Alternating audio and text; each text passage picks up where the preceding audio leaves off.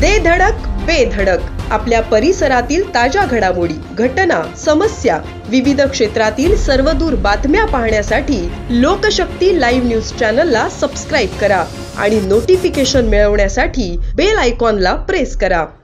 शिवसेनेचे आमदार भरत गोगावले यांना पुन्हा एकदा हुलकावणी मिळाली आहे। महायुती सरकारमध्ये 2.5 वर्षात मंत्रीपद मिळाले नाहीच, परंतु सिडको महामंडळांवर वर्णी लावतानाही त्यांचा विचार न झाल्याने गोगावले नाराज असल्याची चर्चा आहे। मात्र पुढच्या मंत्रिमंडळामध्ये मी निश्चित मंत्री असेल अशी प्रतिक्रिया त्यांनी दिली आहे। त्यामुळे महायुतीच्या पहिल्या 2.5 वर्षात मंत्रिपदाचे स्वप्न बाळगलेल्या गोगावले यांचा भ्रमनिरास झाल्याची चर्चा आहे। रायगडमधील महाडचे आमदार भरत गोगावले यांना रायगडचे पालकमंत्रीपद हवे होते, मात्र राष्ट्रवादी काँग्रेसशी संघर्ष होऊन पालकमंत्रीपदाचा वाद चिघळू नये म्हणून रत्नागिरीचे पालकमंत्री उदय सामंत यांच्याकडे पालकमंत्रीपद देऊन गोगावले आणि अदिती तटकरे यांना बाजूला ठेवण्यात आले। मात्र त्यानंतर मंत्रिमंडळाचा विस्तार होऊनही भरत गोगावले आमदारच राहिले। तेव्हा गोगावले यांच्या मंत्रिपदावरून तत्कालीन विरोधी पक्षनेते अजित पवार यांनी त्यांची भर सभागृहात खिल्ली उडवली होती। भरत गोगावले यांनी मंत्रिपदाच्या शपथविधीसाठी कोट शिवून आणला आहे। आता शिवून आणलेला कोट कधी घालायचा असा टोला अजित पवार यांनी भरत गोगावले यांना लगावला होता। एवढेच नाही तर सुटाला उंदीर लागेल, कशाला सूट शिवलाय असा खोचक सवालही त्यांनी केला होता।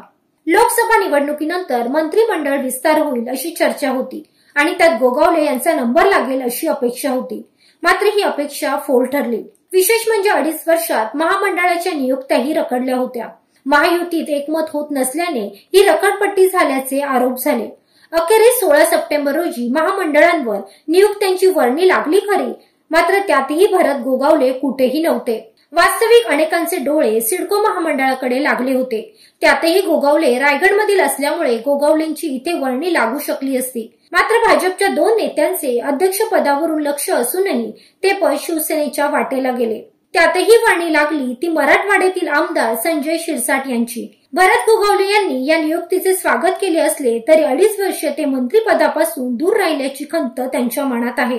म्हणूनच पुढील सरकारमध्ये निश्चित मंत्री होऊ असे सांगत त्यांनी एकनाथ शिंदेकडे मंत्रिपदाची आगाऊ नोंदणी केली आहे। आता मंत्रिमंडळ विस्तार होणार नाही आणि झाला तरी मंत्रिपद स्वीकारणार नाही असे म्हटले आहे। आता मुख्यमंत्री एकनाथ शिंदे भविष्यात भरत गोगावले यांचा कसा विचार करतील याकडे गोगावले आणि त्यांच्या समर्थकांचे लक्ष लागले आहे। लोकशक्ती लाईव्ह साठी न्यूज ब्युरो, महाड। अशाच सच्चाई दर्शवणाऱ्या बातम्या पाहण्यासाठी लोकशक्ती लाईव्ह न्यूज चॅनलला लाईक करा, शेअर करा आणि सबस्क्राईब करा।